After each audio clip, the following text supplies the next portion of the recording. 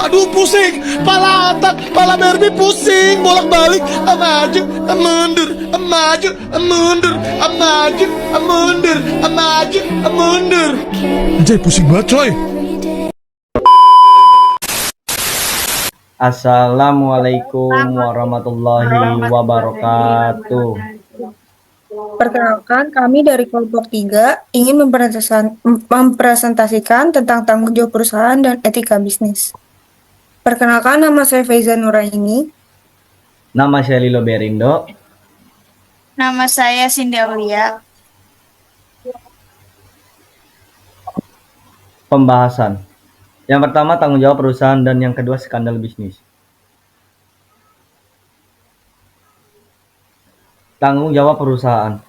Kegiatan bisnis atau bisa disebut usaha merupakan salah satu kegiatan ekonomi dalam masyarakat. Kegiatan ini dapat dilakukan oleh perseorangan, sekelompok orang, atau kumpulan dari orang-orang. Kegiatan bisnis dilakukan dalam suatu organisasi bisnis yang disebut dengan perusahaan. Kata perusahaan digunakan untuk penyebutan organisasi bisnis, sedangkan kata bisnis atau usaha merujuk pada kegiatannya. Bentuk badan usaha menentukan tanggung jawab hukum dari orang-orang yang menyisihkan modalnya untuk kegiatan bisnis. Tentang tanggung jawab hukum ini, perbedaan dapat dilakukan sehubungan dengan batasannya, yaitu tanggung jawab renteng dan tanggung jawab terbatas. Yang pertama, tanggung jawab renteng mengandung arti bahwa pemilik merupakan penanggung jawab akhir dalam pelunasan kewajiban perusahaan. Untuk melunasi kewajiban perusahaan, tanggung jawab ini dapat meluas sampai dengan penggunaan harta pribadi pemilik. Yang kedua, tanggung jawab terbatas. Penanggung jawab akhir dalam pelunasan kewajiban perusahaan adalah perusahaan itu sendiri. Pemilik hanya bertanggung jawab sampai sebesar modal yang ditanamkan. Next. Kegiatan bisnis. Kegiatan bisnis atau usaha adalah kegiatan penyediaan barang dan jasa dengan tujuan memperoleh laba. Bertens atau 2013/161 menyebutkan bahwa laba muncul karena adanya sistem uang dalam tukar menukar.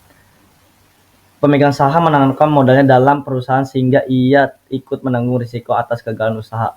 Kreditur meminjamkan dananya dan untuk itu memperoleh bunga, kecuali pemasok yang pada umumnya tidak memperoleh bunga. Kreditur tidak ikut menanggung risiko usaha atau business risk. Kegiatan usaha meliputi suatu proses mengolah input menjadi output. Yang pertama, dalam perusahaan dagang, input dan output adalah sama, yaitu barang jadi atau disebut finished goods. Yang kedua, perusahaan manufaktur atau industri mengubah input berubah bahan baku atau raw materials dan bahan pembantu menjadi output, yaitu barang jadi. Next.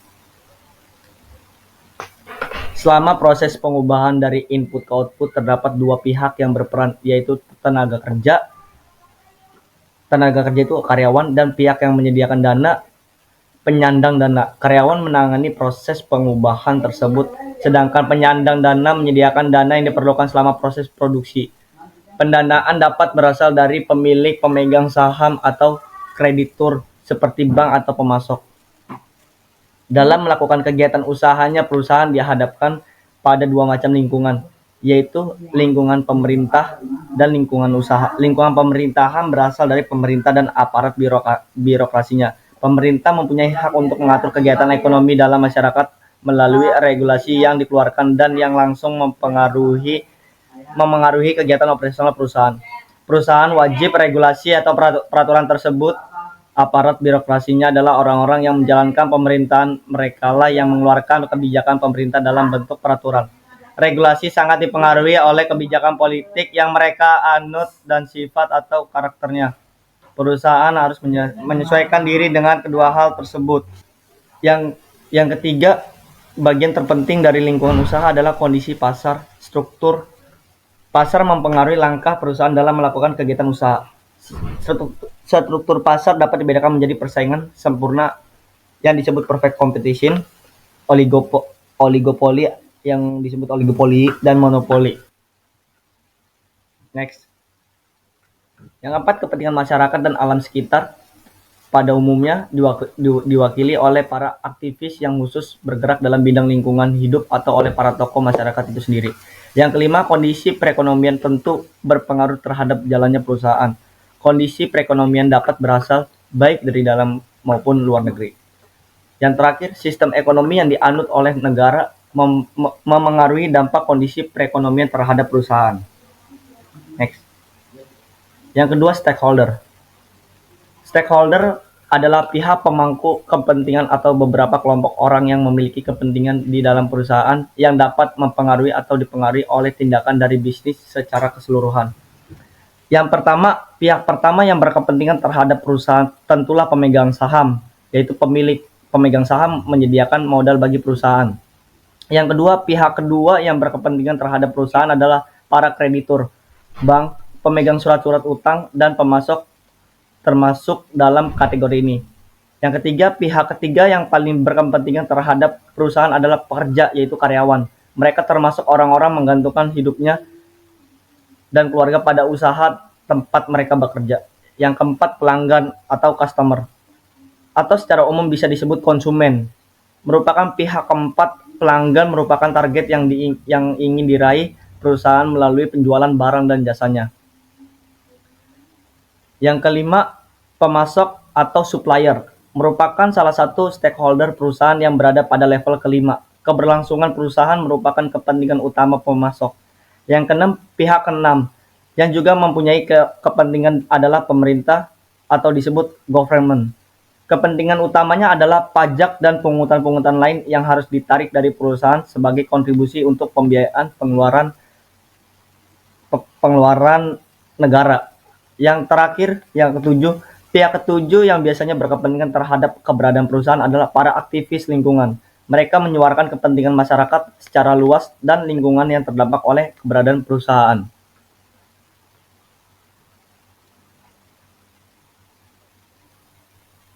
Next, ada tujuan perusahaan. Menurut Zabillah, tahun 2009 menyebutkan bahwa tujuan perusahaan terdiri atas dua hal berikut ini. Yang pertama, meningkatkan nilai dari pemegang saham. Peningkatan nilai bagi pemegang saham dilakukan melalui pengembangan strategi jangka panjang untuk memastikan keberlanjutan dan ketahanan kinerja operasional perusahaan.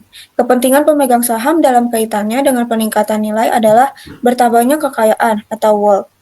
Yang kedua, melindungi kepentingan stakeholder yang lain.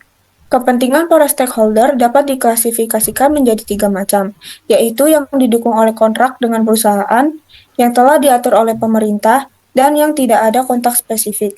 Satu stakeholder mungkin memiliki lebih dari satu macam hubungan.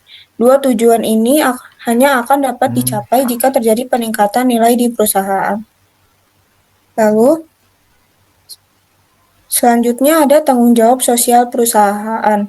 Tanggung jawab sosial perusahaan dimaksudkan untuk mengukur kesadaran dan kontribusi perusahaan terhadap masyarakat dan lingkungan. Ia adalah cerminan dari kepedulian sosial. Tanggung jawab sosial tidak berarti perusahaan berubah menjadi organisasi sosial. Tanggung jawab sosial merupakan aspek moral dalam kegiatan usaha, yaitu bagian yang berkaitan dengan inisiatif dan usaha yang secara sukarela dilakukan oleh perusahaan. Tanggung jawab sosial perusahaan yang nantinya harus dijabarkan ke dalam program dapat mengambil berbagai bentuk. Program-program itu dirancang dengan tujuan sebagai berikut. Yang pertama, ada pihak-pihak tertentu. Pihak-pihak tertentu mendasarkan pada penerimanya. Program disusun berdasarkan pihak yang berhak menerimanya, tanpa memperhatikan untuk apa dana yang diperoleh dari program tanggung jawab sosial itu akan digunakan. Pihak yang berhak menerima bisa jadi adalah orang, sekelompok orang, wilayah, atau institusi. Contoh dari program ini adalah bantuan kepada masyarakat sekitar lokasi perusahaan. Yang kedua, ada kegiatan-kegiatan tematik tertentu. Kegiatan tertentu dapat mencakup orang, sekelompok orang, wilayah, atau institusi yang telah ditentukan.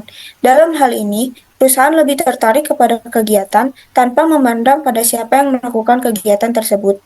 Contoh dari program ini adalah kegiatan memperingati Hari Ulang Tahun Kemerdekaan Republik Indonesia.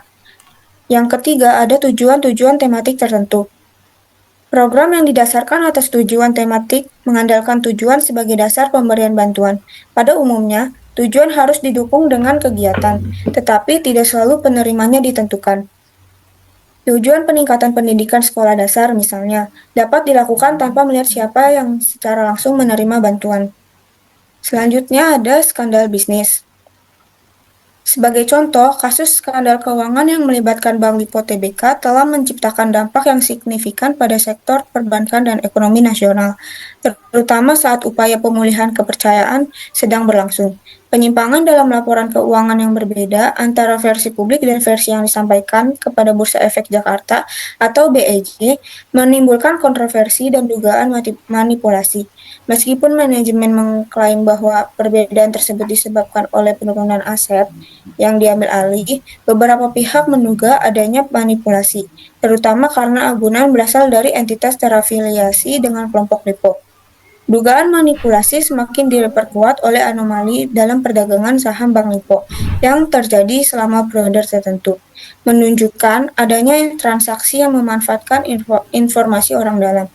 Hasil pemeriksaan oleh Bapepam menunjukkan bahwa ada 3 versi laporan keuangan, di mana hanya satu yang diaudit dengan opini wajar tanpa pengecualian, sementara versi lainnya memiliki perbedaan signifikan, terutama terkait penyesuaian agunan yang diambil alih, atau AIDA, dan penilaian penghapusan aset produktif atau PPAP. Selain itu, Direktorat Jenderal Lembaga Keuangan, Departemen Keuangan melakukan pemeriksaan terhadap akuntan publik yang terlibat dalam kasus ini. Temuan dari pemeriksaan ini mencakup beberapa prosedur yang tidak dilakukan oleh akuntan publik, seperti kurangnya komunikasi dengan penilai dan kurangnya pengujian yang memadai terhadap informasi manajemen yang mempengaruhi kategori kredit salah satu debitur. Selanjutnya, ada etika bisnis. Subjek utama adalah bisnis, atau lebih spesifik lagi kegiatan bisnis. Kata beretika mengandung arti mempunyai etika. Bisnis beretika membahas tentang kegiatan bisnis yang telah memperhatikan etika. Menurut Richard De George dalam Status of Business Ethics Past and Future dalam Journal of Business Ethics volume 6 nomor 3, membedakan istilah etika dalam bisnis atau ethics in business dengan etika bisnis atau business ethics. Etika dalam bisnis memandang etika sebagai praksis menurut Bertens tahun 2013, yang berarti nilai-nilai, norma, atau prinsip moral sejauh dipraktikkan atau justru tidak dipraktikkan, walaupun seharusnya dipraktikkan dalam bisnis. Etika sebagai refleksi berbicara tentang pemikiran moral, tentang apa yang harus dilakukan atau tidak boleh dilakukan setelah melalui kajian ilmiah. Next, sebuah lembaga nirlaba di Amerika Serikat yang berusaha mengembangkan perilaku etis untuk profesi di bidang pemerintahan, hukum, kedokteran, bisnis, akuntansi, dan jurnalisme, Josephson Institute for the Advancement of Ethics, menurut Hayes dan kawan-kawan tahun 2005 menjelaskan bahwa perilaku etis atau ethical behavior ditandai oleh sifat-sifat dasar sebagai berikut. Yang pertama ada jujur atau honesty, yang kedua berintegritas atau integrity, yang ketiga menepati janji atau promise keeping, yang keempat kesetiaan atau loyalty, yang kelima bertindak adil atau fairness, yang keenam peduli dan hormat pada orang lain atau caring and respect to others, yang ketujuh warga negara yang bertanggung jawab atau responsible citizenship.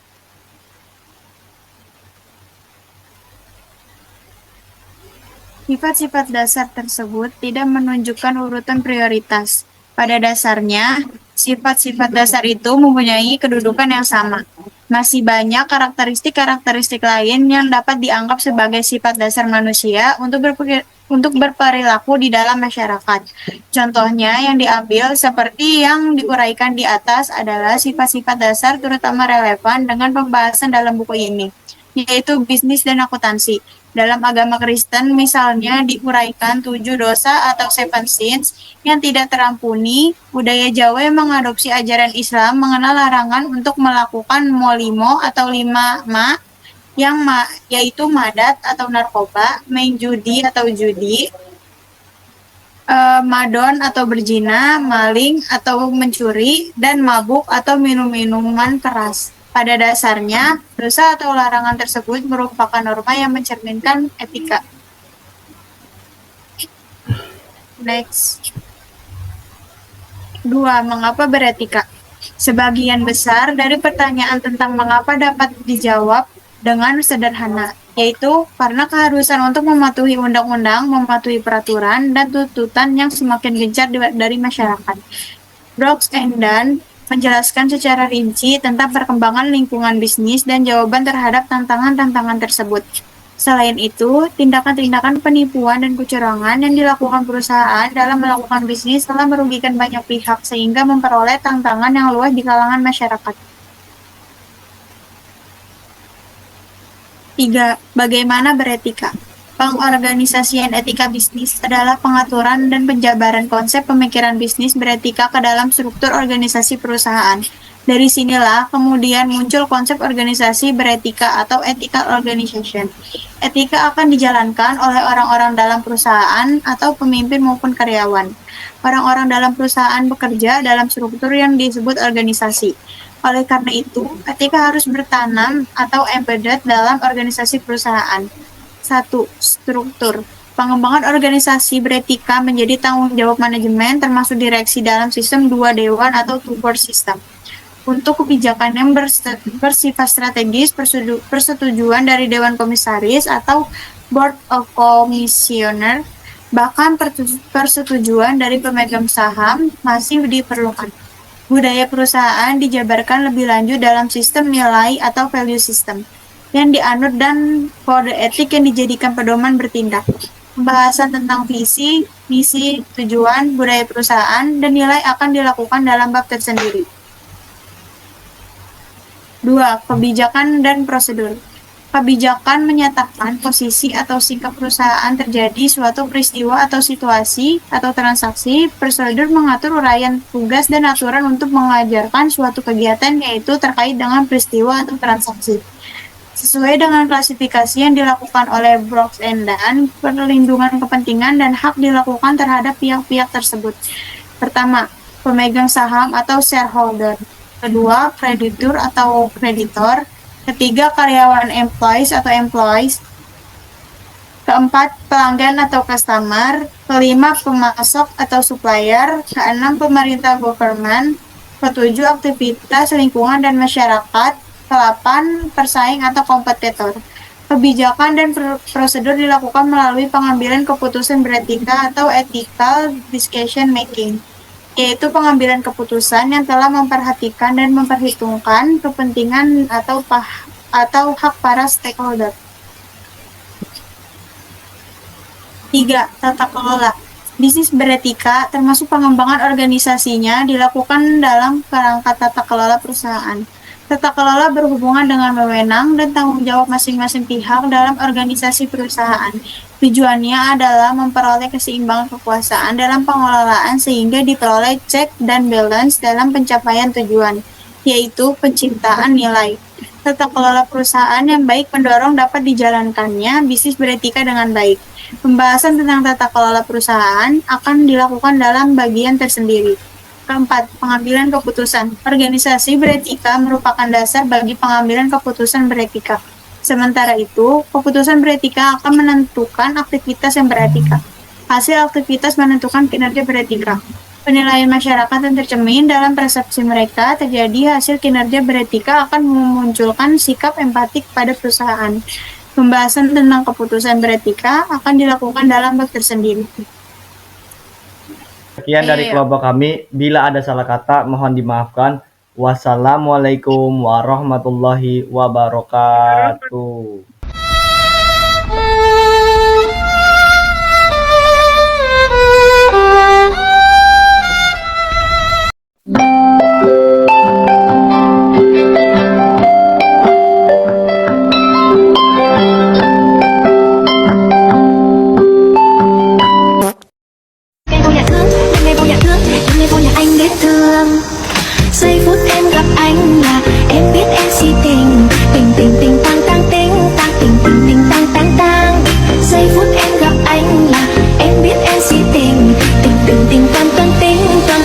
kepentingan